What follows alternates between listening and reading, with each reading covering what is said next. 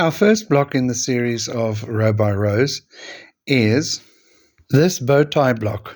For the block you are going to need 2 blocks of 3.5 inches square and 2 blocks of 2 inches square of the bow tie fabric and 2 blocks of 3.5 inches square of the background fabric.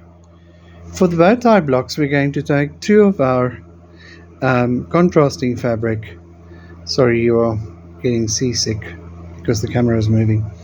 We're taking 2 of our 3.5 inch blocks of the contrasting fabric, and then we're going to take the 2 2-inch blocks.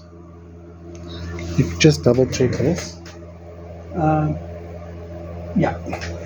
2 2-inch blocks, and we're going to snowball one corner of each of these. How do we snowball them? Well, you should know by now, but for those that don't, we're quickly going to do this one so that you can see what we do. What we're basically doing is, you can draw a line from corner to corner.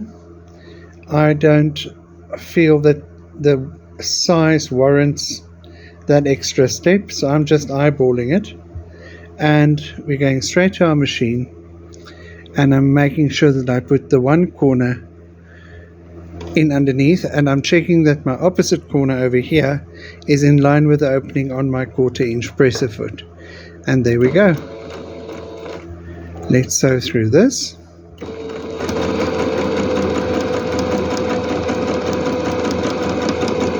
That's one. Then we take the second one that we have put together, wrong sides outside, in the corner.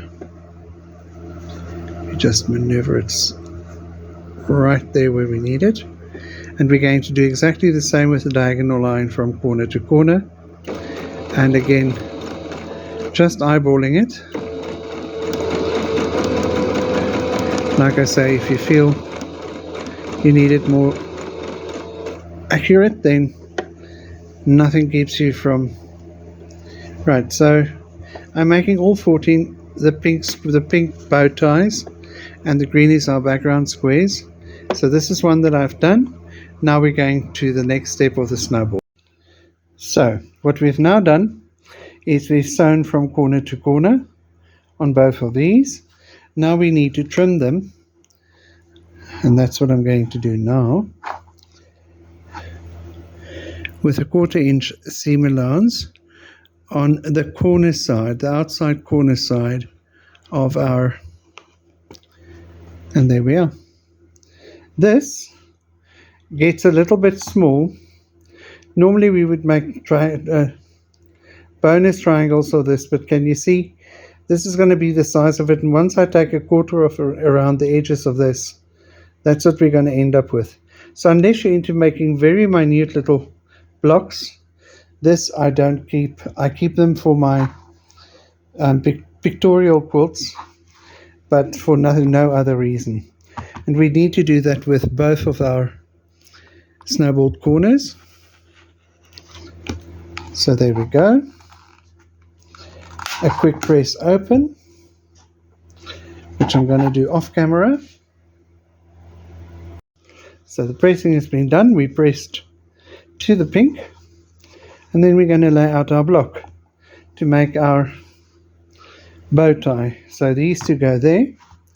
Then I need the 2 3.5 inch pink squares to finish it off. One over there, one over here. And now we're going to treat it just like a full patch by saying these two together down there, these two together down here, flipping it over, and then pressing, sewing the long seam and pressing it. So after our first seams have been put together, we end up with 2 units that look like this, and now we're just going to join the long seam over there, and that will give us our bow tie block.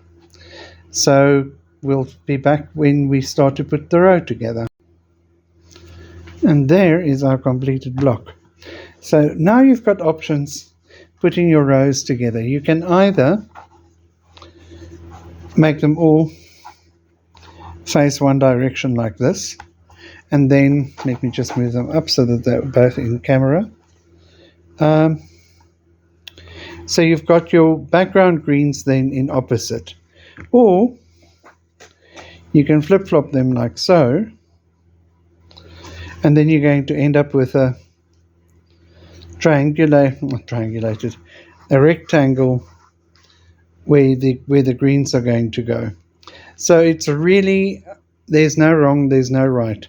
Whatever looks good with your fabrics, I've decided with ours that this would be the way to go to create more contrast and so that the bow ties sort of stand out more. In this way, we also, if you look closely, it's starting to look like arches instead of bow ties.